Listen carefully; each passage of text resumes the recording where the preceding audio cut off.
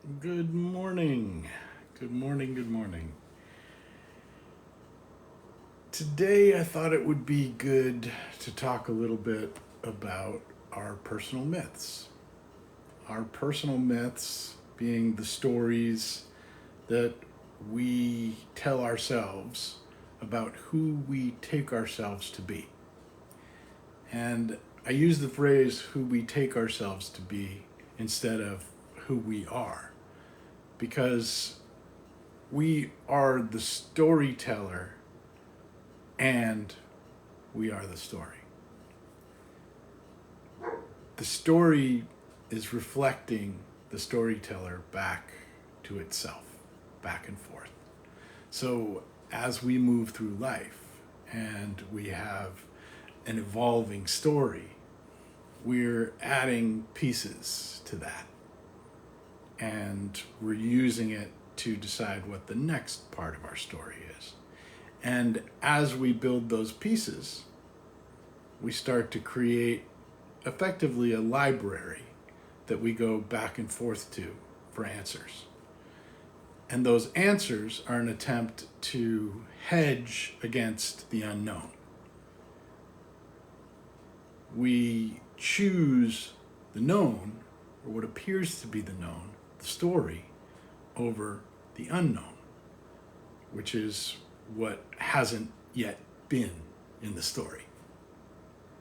So, as we go through this process of growing up and going back and forth between the story, we're learning about how to move through the world, how to find food, how to find shelter, how to find companionship. And all of those things, as we grow from children to adults, we are storing away as knowledge. But we are also adding them to the story of who I am.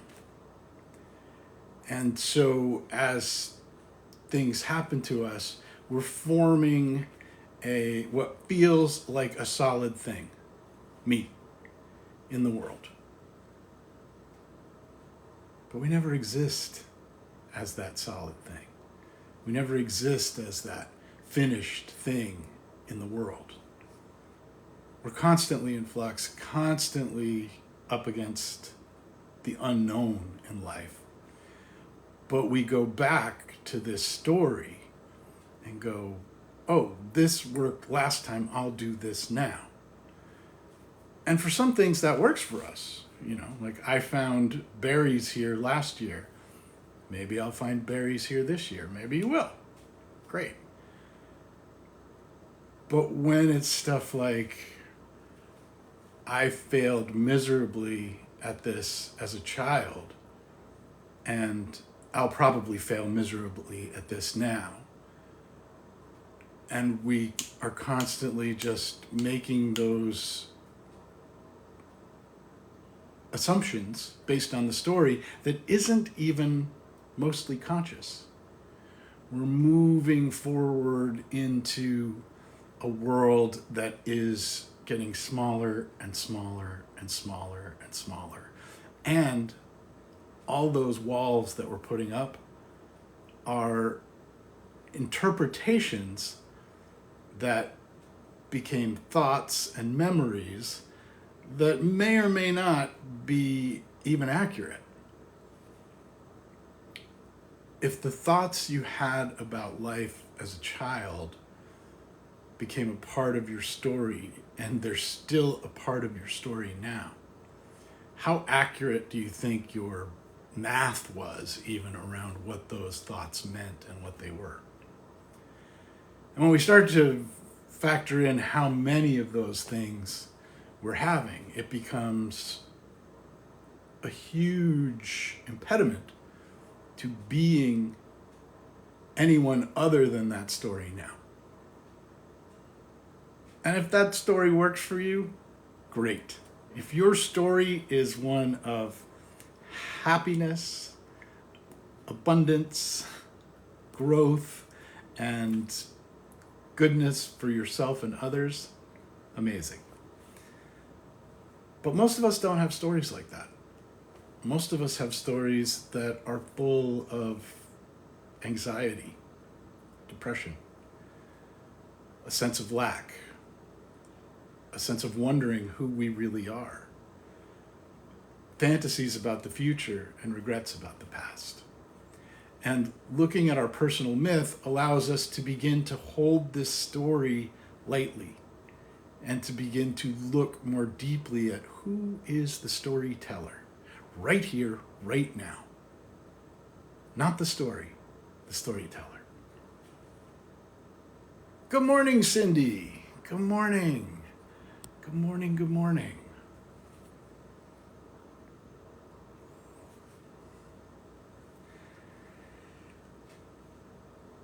And so as we move closer to discovering who the storyteller is, we also start to see the story differently. And the only way we can really see this story differently is from this expanded perspective of storyteller and story instead of simply story. And so the way we move toward that, toward the storyteller, is with mindfulness, is with being present in the moment with what is. Because the story is never about right now. The story is about the past, or the story is about the future. When we come to now, we get to meet the storyteller.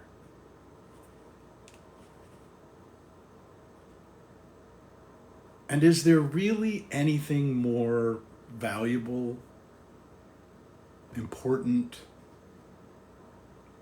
transformational for ourselves and the world than a deep, non-conceptual, experiential knowledge of who we are? Good morning, Mercedes. You're welcome. You're very welcome. Aaron, good morning, good morning. Good morning, good morning. Hey, Deanna. Good morning. Yeah. Phoenix, you're yelling at the neighbors. You're so happy. It's a rowdy crowd in here this morning. So does anybody have any questions about this? About our personal myth? About this whole idea of the story, which we mistake for who we are, and the source of information that we're constantly returning to make decisions about our future that feel informed, safe, based on facts, knowledge, the right way to go, versus going to who we actually are, the storyteller, to move through what life is, the unknown, and to do that with the intuition and wisdom that only the storyteller can bring.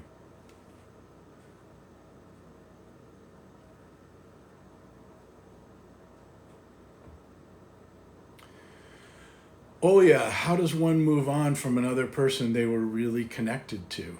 Yeah, that's a great question. One way to look at it is, what was that connection? Like if you just break it down, it was, I felt good about myself around that person. That person brought something into my story that my story needed. The way I experienced this person was that this was better than not this person. So when we go deeper into that, what does that mean? That something then was taken away from us, and now we feel like we don't have something we need to be happy. Well, that comes into our story, right? That becomes a part of our story now. And we're like, oh, I feel bad, so I'm going to explain this to myself. My explanation is usually something along the lines of, they made me so happy, what will I do without them? Well, and then there's a whole slew of answers we can go to about how to, again, use something from the outside world to make us happy again. Well, maybe I'll just take drugs and be happy that way. Or maybe I'll go look for another relationship. Or maybe I'll look for a new best friend. But never, wait a minute. What was the story of what was happening with that person? Because if you let that person go and life moves on fine and you go, that was lovely for what it was, let's see what life has to offer, there's no need. But when we're suffering, when we're struggling, what are we struggling with? We're struggling with the story. We're struggling with the story. And so that's where we can get to the storyteller through the story. What is the story? Okay. The story is, I needed something this person had and now I don't have it. So then we go to the storyteller in this moment, right now, with the experience of that story, which is what? Two things. It's sensations in the body, feelings, and those sensations, when we call them feelings, or like emotions, I feel sick to my stomach, I feel so depressed, I feel so anxious. That's a combination of sensations and thoughts. So now we've taken our sensations and our thoughts, and we've got the storytelling mechanism going. And we're telling a story that's going to try and ease the discomfort.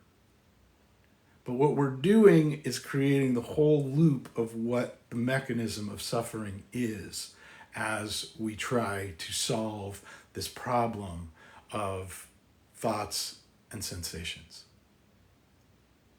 Because that's where we build our connection to that story and where we start to say the story is us. So that's where we can go for having, Pojo, you say talk about your intuition. That's where we can go to the storyteller, to intuition, to the unknown, to break that cycle, to see what's actually true. Because that story, none of that story is true. That story is a story we created about what happened. We will never know all the factors of what happened. And even if we could, it still is gone. It's done. It's not here now. Everything we are carrying about it is story. So we can always find the storyteller right here, right now, with gentleness, curiosity, and self-compassion when we look here in this moment to our senses, to our experience, allowing our thoughts to simply be what they are. Our mind is a very useful tool. If you want to create a research paper or a business plan or write an email for work, we need our mind. But when we say that our mind is us and our story is us, and we're constantly trying to retell the story to make a happier story, instead of realizing that we are the storyteller, we're caught in a world of illusion and reflection. It's like being in a hall of mirrors in our mind, and we think that hall of mirrors and all the scary stuff in it is us. Because we set it up that way. And we set it up that way when we were kids because we needed that to grow into adults. But we also need to let go of it. We need to let go of that, our attachment to that story. We need to let go of the sense of that our mind-identified self is the sum total of who we are. And that if we can just fix that, well, then we'll finally be happy.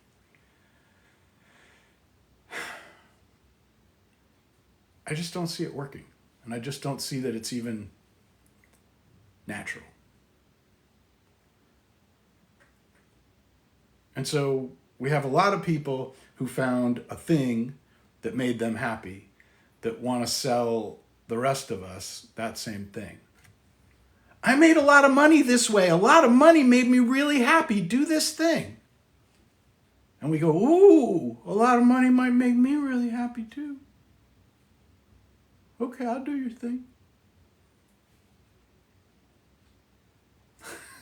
How's that working out?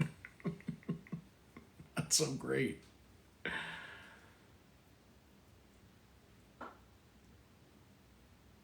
We can come back to who we are.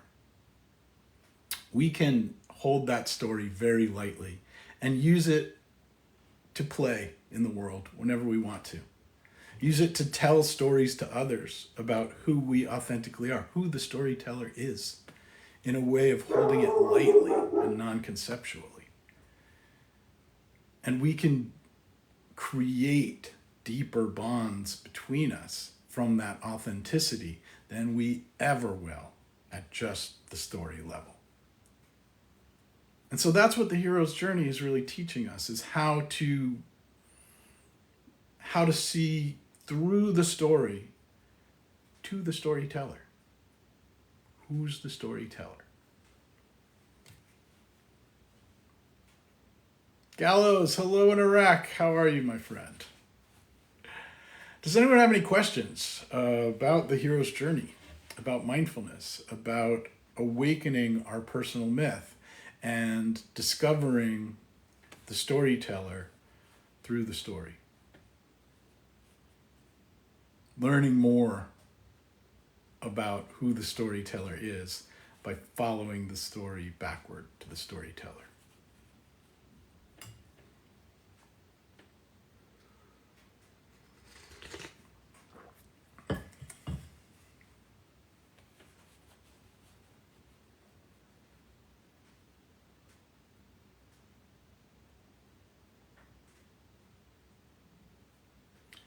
How do you know what choice makes the story where it should go?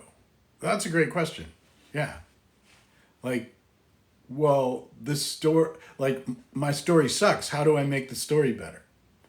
That is still the way the story should go, is what the story is telling. The story is saying, no, let's go this way, let's go this way, let's go this way. Which is how we got here. So looking to the storyteller shows us the unknown,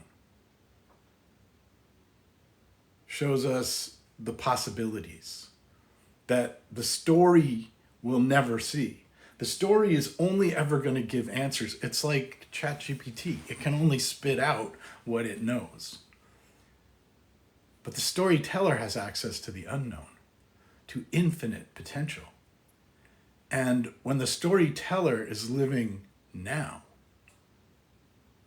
the story tells itself, and it's changing constantly. And it's not looking for the old answers to provide the future. It can. I mean, it knows not to throw itself into the fire. It knows that we need to pay the bills every month. It isn't like a on-off, 1-0.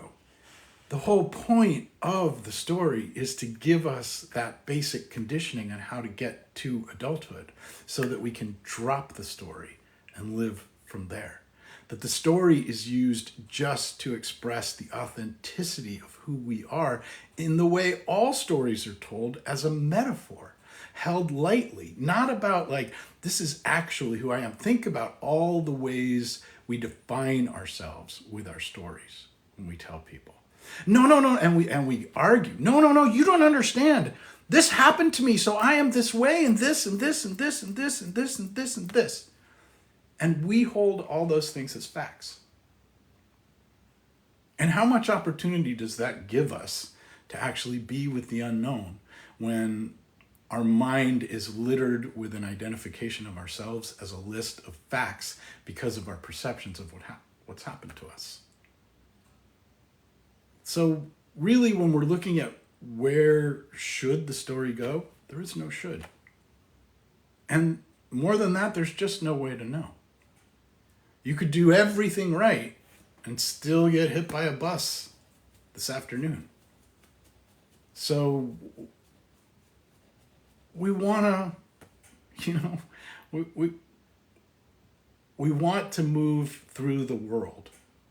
And we want to move through the world authentically and sharing that authenticity with others and fostering others' authenticity as well. But so much of the decisions we make around that become decisions that are based in a whole bunch of story that doesn't allow us to be present with what's available right now. So the best thing our story can do is bring us back to the storyteller and share the authenticity of who the storyteller is in any moment, because that opens us up to the fullness of what's available in the unknown and gives us opportunities in the known that, we all know how to get to the bathroom, how to make a little bit of money when we need it, these things. Not all of us know all those things, but most of us know most of those things.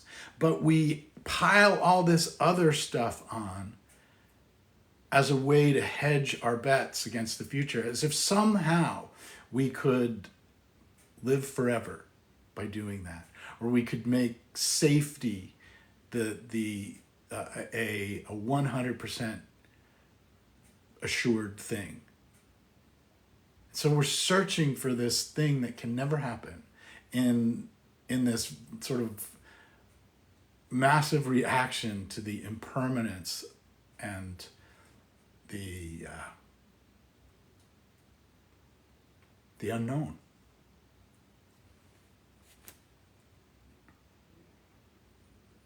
Trippy hippie kitty, you're deprogramming yourself, and it's so scary sometimes, unlearning everything I was taught. It can be, and that's the reason to be with a community of people that are also doing the same thing.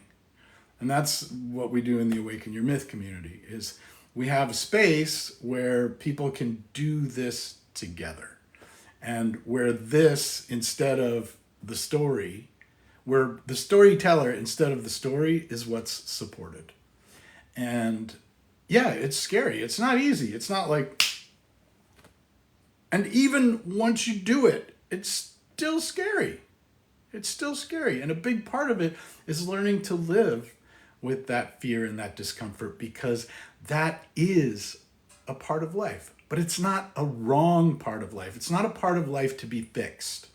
That, if I never have fear and if I never have discomfort, then I'm happy, then I'm doing it right. But I have fear and I have discomfort. You don't understand. My life is a mess. No. We all have fear. We all have discomfort. That's okay. It's built in. It's built in.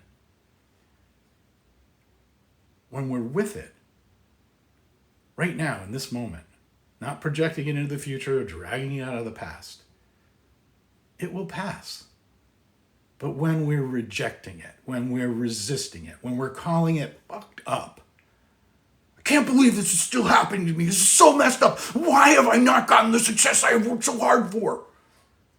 When we are resisting life in that way, we are dragging that story into the future from the past, and we are keeping it right in front of us all the time. And we're looking for new ways, motivated by this illusion that we're calling reality, when reality is right here. Reality is always right here in this moment, our senses. And all of this stuff will pass. Fear will pass. Discomfort will pass. Suffering will pass.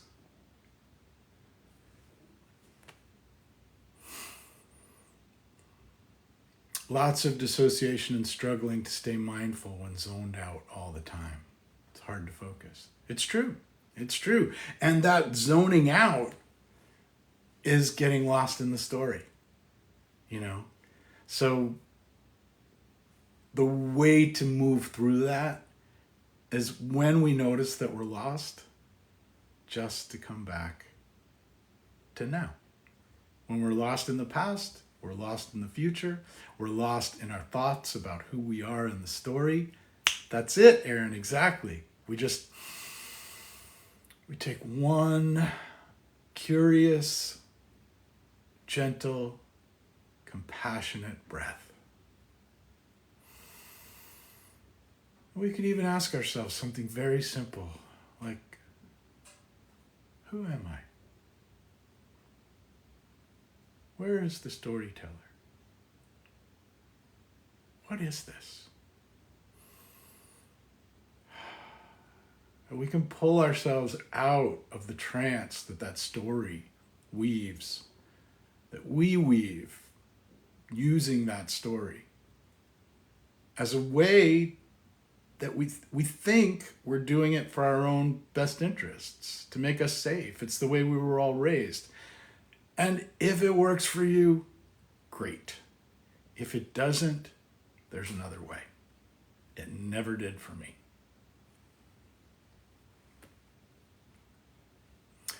Jeremiah, you're 32. Do I think you will live to make it as long as you? Well, you'd only have to live another 25 years to make it as long as me. And I don't know what your health situation is or what your life choices are like.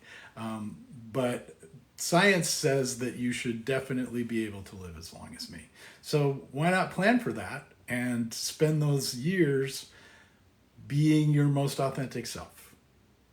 Why do anything else, ultimately? Because I'll tell you this, you're not going to live past 132. So then what is your life? Lulemi, I am so lost in myself. What does that mean?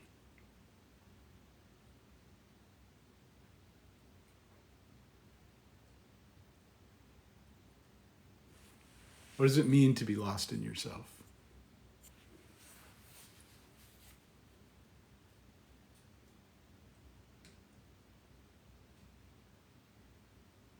Noah, I do kind of live in the middle of nowhere. Yeah, nature's been an amazing teacher for me. It's a lot of,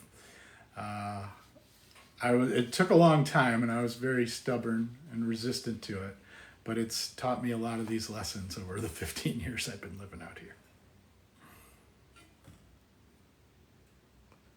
Brandon, I don't have any advice, but I can help you find your own answers if you have questions.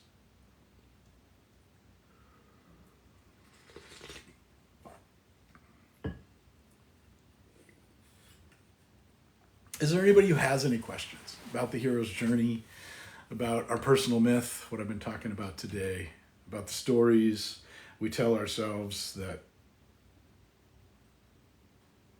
feel like reality? Or about the Awaken Your Myth coaching journey too. If you want, this is really the only place I share the Awaken Your Myth coaching journey with people. There's about 100 people in there. You can join monthly, quarterly, or yearly. I put together a 30-module coaching journey that teaches you the skills of mindfulness and everything else you need to approach life as a hero's journey. You can join for 3 months for less than $100 and do the whole coaching journey and come to 6 2-hour live Zooms. We do those every 2 weeks and really go very deeply into all of this. Ask me as many questions as you want in the community and in the lives, and see if this doesn't change your life the way it's changed mine and the way it's changed the lives of many other people in the community. It's all set up for that. So, and it comes with a 30-day money-back guarantee. So if you try it and you don't like it, or you just wind up going, oh, I really wanted to do this, but now is not the time because I still have so much resistance, like me. I did that for many years. I bought so many books that I didn't read. I tried so many things that I didn't ever follow through on. And there's people who do that with this too, and that's fine. If they want their money back after 30 days, they get it. Cindy, yeah, Cindy's been in the community now for what, almost 3 months? Cindy, yeah, since August, right? And boy, Like you got a new job coming, you fixed a bunch of things with your life that were not the way you would have liked. And that's the nice thing about this is it isn't all about like completely giving up the story. It's about the process of just going deeper into it. And as we start to see the resistance in it, we can begin to yield to the unknown without just surrendering completely and going, yeah, I don't know, I always don't know, you know. It's a process of getting to know the storyteller, of moving into the unknown, of becoming more comfortable with that unknown, with that discomfort of the unknown. Ashley, good morning, hello. Greetings from Germany, Dominic. Hello, hello, hello.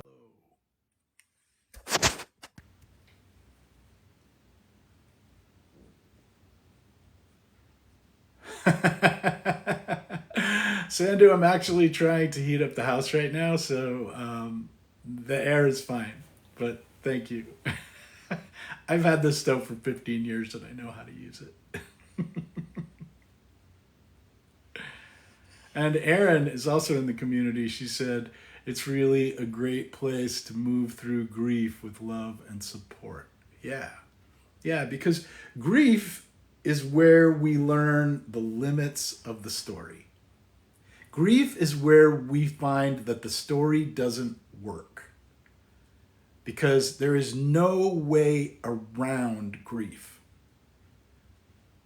There's no way to fix it with a story.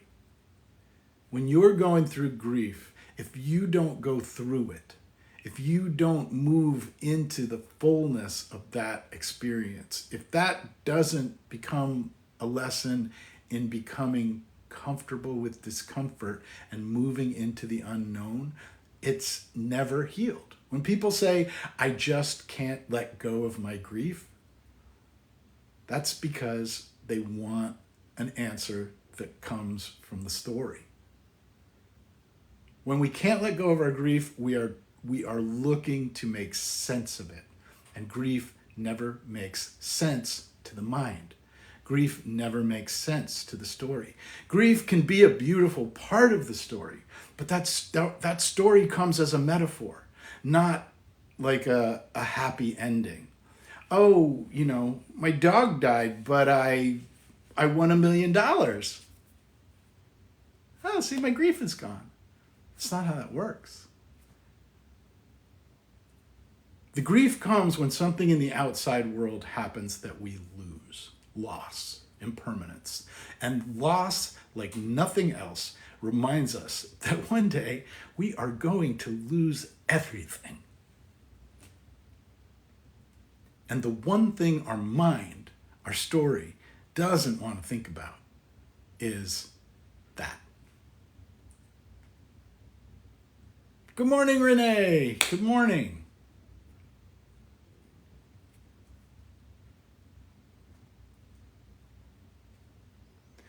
Midnight gathering. Somebody once told me the end of the day we're all just here visiting. That's true. And Ramdas had a beautiful spin on that as well, where what he said is we're all just walking each other home.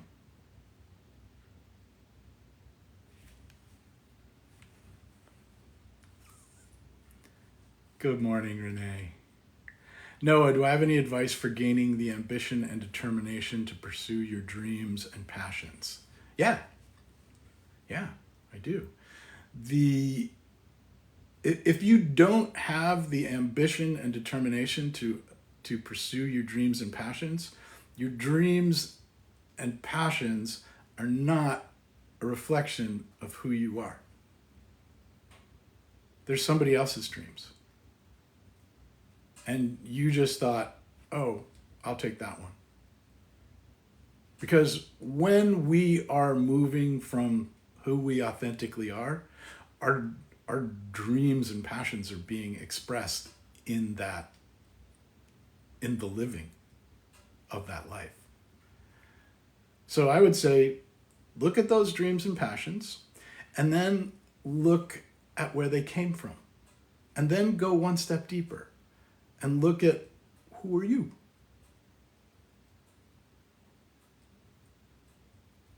Get curious about who you are, who you really are, about what you don't know about yourself. Because I can tell right now that if you think that you have dreams and passions but you just won't do them, they're not your dreams and passions. They're somebody else's. And you just took them because they're like, oh, that seems good. You know? And you may have resistance to doing the things that are your own dreams and passions at some point, but you're going to be moving toward them. You're going to be moving through that. So when you start to look at, okay, what is this resistance? You know, why am I not doing this? Again, it's always going to come back to story. I have this story about why I can't. You know, and if you decide that your dreams and passions are actually your dreams and passions, but you're just not motivated at all, maybe it's just extreme resistance. So look there. What story are you telling yourself about why you can't do it? Is it true?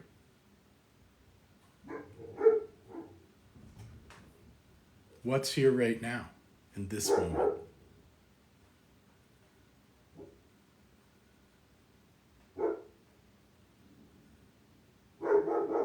Thanks, Melissa. Oh, I think we got some hunters outside setting Bodhi off. Sarah, recommendations for rewriting your story? Sure. I mean, I'm like coming here.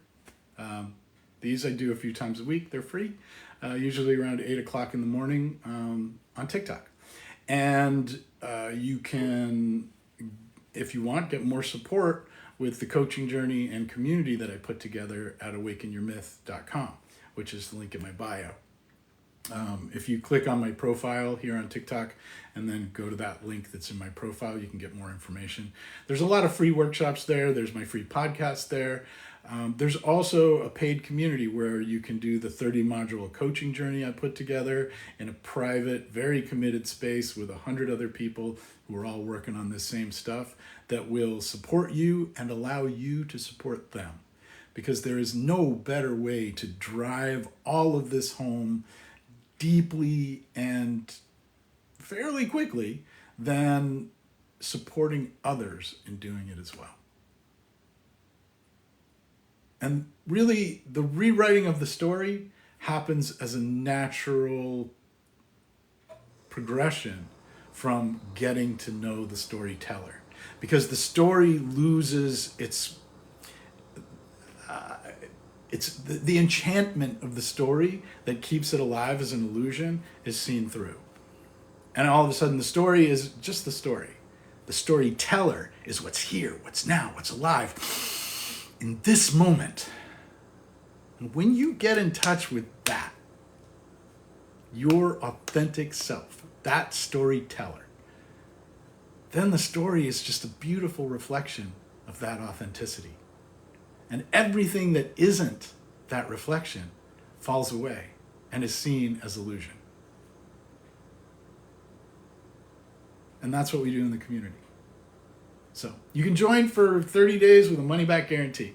If you don't like it, or if it's just not for you, or whatever, you just changed your mind and you're like, you know what, I like my story, I'm going to do it this way. Fine. I'm not here to tell anyone to not live their story-based life if it's making them happy. If you like holding on to your story and it's working out for you, great. But if you don't, I found a way out. Mrs. G, hello, hello. Any other questions about mindfulness, the hero's journey, approaching our story with compassion, curiosity, gentleness?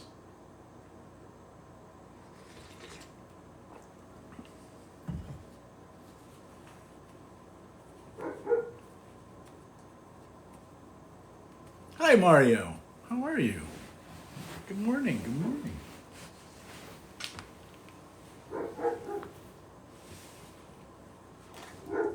Yeah, it's finally warming up in here a little.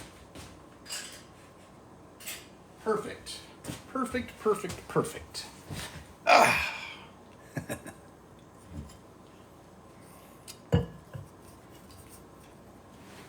Oh, Deanna, thank you. You listened to the otter story last night. Yeah, for those of you who don't know, I have a podcast called Awaken Your... Not Awaken. I do have a podcast called Awaken Your Myth. I have another podcast called Listen to Sleep. And on that one, I tell bedtime stories and lead guided meditations. And I create those stories every other week. And this last one was about a family of otters. And it was really sweet. And you can you get the premium version of that podcast when you join the Awaken Your Myth community as well, which is over 400 bedtime stories and guided meditations, and it comes without any ads or introductions, just the stories. So, Mrs. G, wonderful, wonderful. Hello, seaweed in Florida. How are you? Does anybody else have any questions about mindfulness, the hero's journey, our awakening our personal myth, the story we tell ourselves about who we are?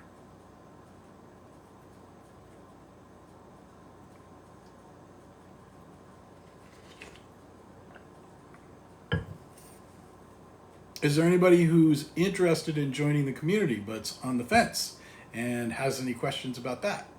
If you want to join the community this morning, while I'm actually on the live, I will do my happy dance for you and give you a couple of tips about getting into it the quickest and easiest way. It's really easy. You really just get an email and click a button. But I'll tell you a little bit more about that if you decide you want to do it. And also, there's folks in the community like Fairy, Deanna, Camperhead, Renee, and Cindy Lou, who are also happy to answer your questions. They've all been in for a few months, and except maybe Renee Camperhead, I think she just joined last month. But yeah. Any thoughts on why we have strong fears and phobias in this life? Is it all identity, ego-based? No. Our fears are actually, they just are. They're an expression of something in the moment. When we see, if we're being stalked by a mountain lion, fear arises. And that's a natural reaction to being stalked by a mountain lion. But when our story becomes, I am constantly at risk of dying, we stalk ourselves with a mountain lion. So we take this thing that's healthy and a part of being human and passes on its own naturally, and we grab a hold of it and we use it to tell to keep a story alive, and we're like hypnotized by it. So we're constantly scaring ourselves. The way we get out of that is to see the story for what it is. That when I am telling myself that story, that is not a mountain lion. That is not an actual thing that's happening right now in this moment. That could be something that happened years ago that just always gets played over and over again, so that there is constantly a mountain lion chasing. But that mountain lion is an illusion, which doesn't mean it's not real. It might as well be a real mountain lion, because the illusion, like an illusion of a pool of water, an oasis in the desert, seems very real until we realize what it really is. And this is the whole point of awakening your personal myth. This is the whole point of going into that story and getting to know the storyteller. Because the storyteller can be with the unknown. The storyteller can have the fear and let it pass. The storyteller is here now. The storyteller is not the story. But we all think we're the story. And we tell and tell and tell the story up here in our minds, and we think we're just bodies that are walking around with a head that's taking care of everything, because that's where we keep everything we know about our story. Here, wait, let me tell you. I'm being chased by a mountain lion all day long. So anxious. Of course you are. Because you've lost track of who you are. You've lost track of the storyteller. And you think you're the story. And it's fairly simple business to get back to the storyteller.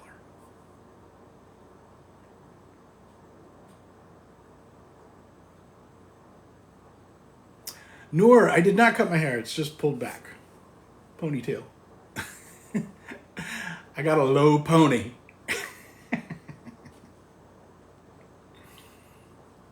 Pablo, how do I stop assuming what people think, specifically close friends, family? That's a great question. That's a great question. What's happening in those moments when you're making those assumptions? Tell me about that experience.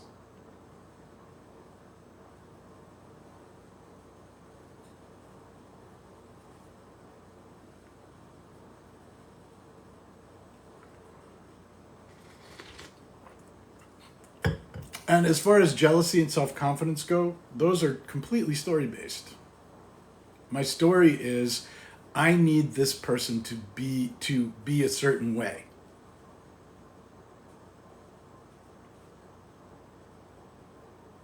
That's very simple. And when we're in relationships where we are trying, we always have two choices. We can be with people the way they are or not. But it's never our choice to change their behavior. And every time we try to do that, we are telling a very complicated, very dramatic story that everybody supports and loves. Oh my God, girl. Oh my God, he's so bad for you. Oh, why are you doing that? I just love him. I'm just jealous. It's just how I am. Oh, I know, girl, me too. And we just go on and on and on like that. Does it solve anything? No. We always have two choices with people in our lives. Accept them as they are, or leave them alone. People will show you who they are. You can accept them or leave them alone. Anytime you want to change them, you're just asking for a story-based drama. So if you don't like that, don't do that. If you like that, if you want to sit there and go, oh, girl, no. You know, honestly, I wanted that for many years. Made me feel good. You know, oh, the pain, it hurts. Oh, girl, I'm so jealous. Oh, I just love him so much. Oh, the crocodile tears. It's drama. It's all story. The feelings are real. But the feelings will pass when the story is seen for what it is. What keeps the story, what keeps the pain, the suffering alive is the story.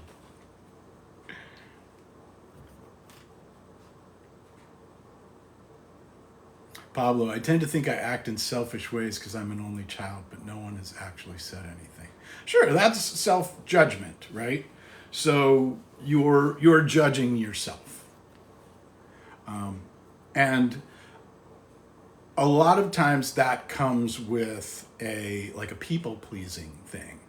You know, if you're very much trying to think what people are thinking before they say it or tell you, you're trying to head off any conflict or make them happy so that you will get some validation.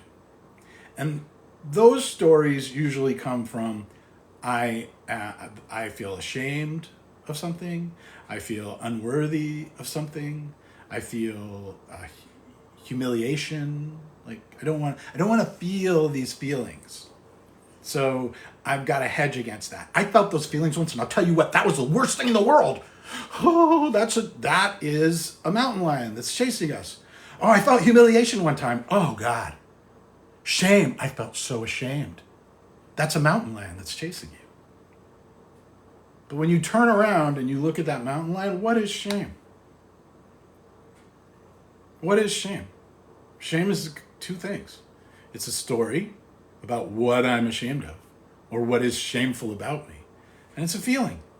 Like maybe it's here in your body, or maybe it's here, or maybe it's here, or maybe it's here. Maybe you get a migraine every time you feel shame. But it's those two things.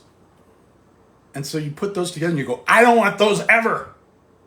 And you make them into something that's chasing you. And then so many things in life become about how do I not have this thing chasing me?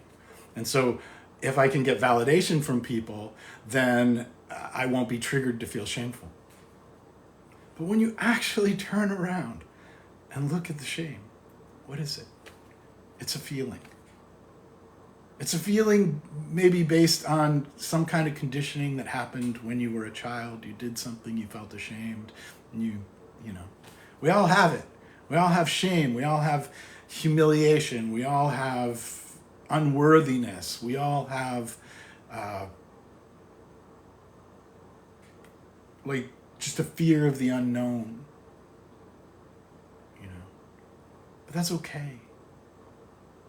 Shame is just a way. It's like fear. It's just something that like it's like a little deep. It's a notification from the body that like something happened that you didn't prefer. Okay, fine. But then once your parents, your grandparents, the pastor at your church all tells you, what a shameful thing you did. Don't you ever do that again. Oh my God, what is wrong with you? And why do they do that? Their own shame. They throw all their own shame on you in an attempt to get rid of it. Because we don't ever see in others anything we don't see in ourselves. If somebody shames you for something you do, that is their shame that they are trying to get rid of. If you shame somebody else for something they did, that is your shame you're trying to get rid of like that. And guess what? It doesn't work. It just makes for a bunch of really dramatic conflict. And the way we can get around that is by going into that, being with what it is. There's nothing in us we can't gently, curiously, and compassionately look at, including shame, including humiliation, including unworthiness, all of it.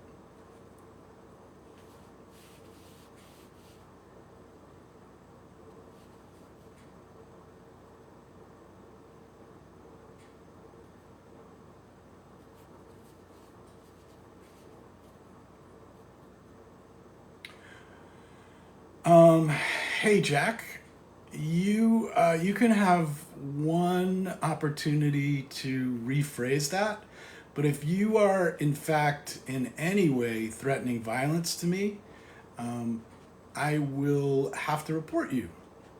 So you can tell me that that's not what that was, and you can stay here, or this will go another way. I will block and report you.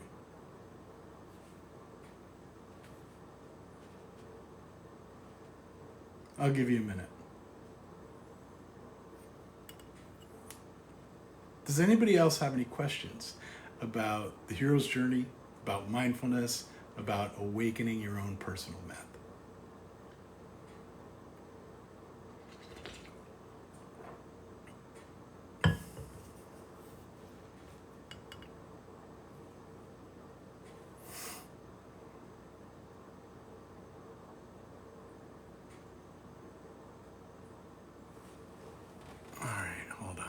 Just gotta go back real quick.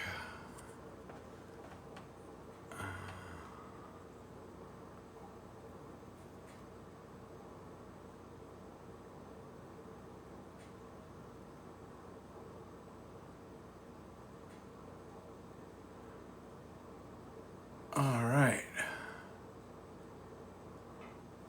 Hold on one sec, sorry. Gotta finish, there we go.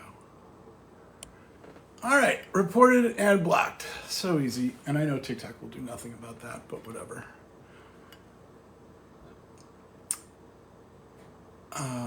Being mindful when you don't feel good. That's a great question. That's a great question.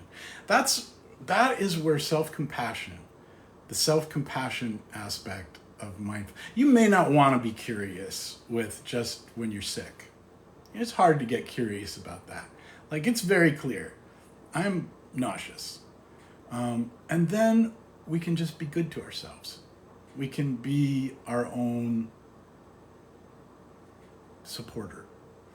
And so at those times, like those key elements of mindfulness, they don't always have to come together, right? They don't always have to come together. So at a time like this, it's a day to lean into that self-compassion, a little self-care, doing what you can physically to alleviate the nausea. And then, if at some point in that self-compassion, a little curiosity is kindled, that gentleness brings,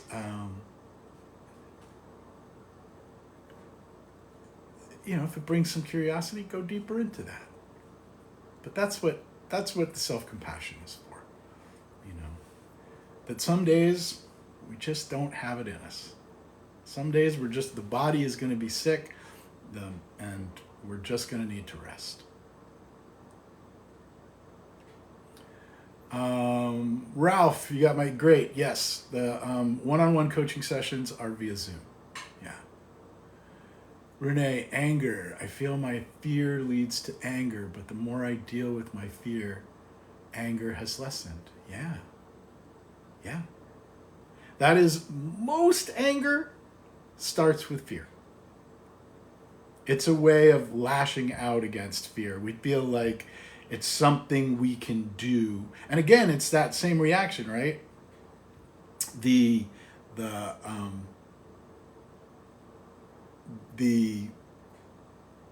mountain lion is following us. So if we have to fight, we're going to have a fight response. And a fight response in the body feels like anger. So we make ourselves angry with our story that we're telling ourselves about, the mountain lion that isn't really there, the illusion of a mountain lion. And then we have an angry reaction. But when we start to look at that fear, the anger goes away on its own, because the anger is the reaction to the fear, not what caused the fear. So yeah, that totally makes sense.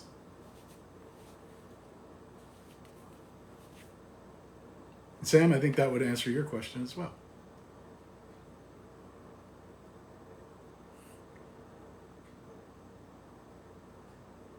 Yeah, it is hard when your body feels different. And there are going to be times where this work is too much. And then all we can do is have a little self-compassion and take care of the body. Take care of the basics.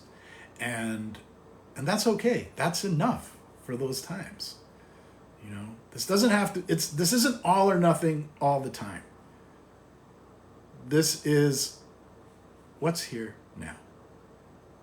And if what's here now is just sick and tired, literally, then that's okay. We can sleep and nourish. And that will pass through being with what's here now. Not trying to power through it or make it something it isn't, right?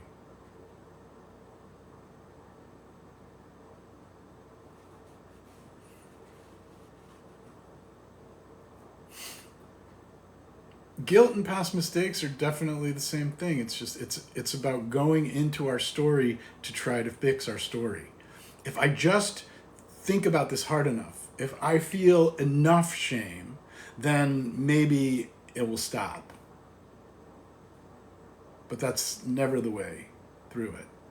It's really about going into that story and seeing it for what it is, and seeing that the suffering that comes from guilt and shame is about resistance to the sensation with a new story. And that resistance keeps the suffering going.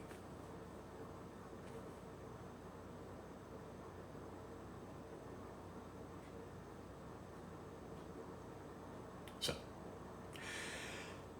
You guys, it was really a wonderful chat with you this morning. I enjoy being able to be here to answer your questions and help you find your own answers.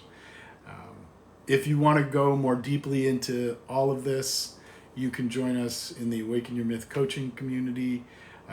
There's a 30-module coaching journey. There's bi-weekly Zooms where you can get live coaching and meet with other people in the group. Live coaching from me and meet with other people in the group.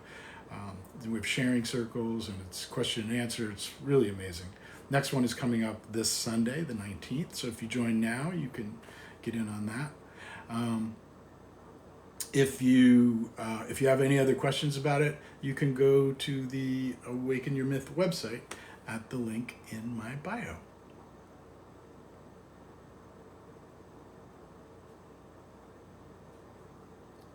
Yeah, so I hope you all have a great day. Take care, everybody, and we will talk again soon.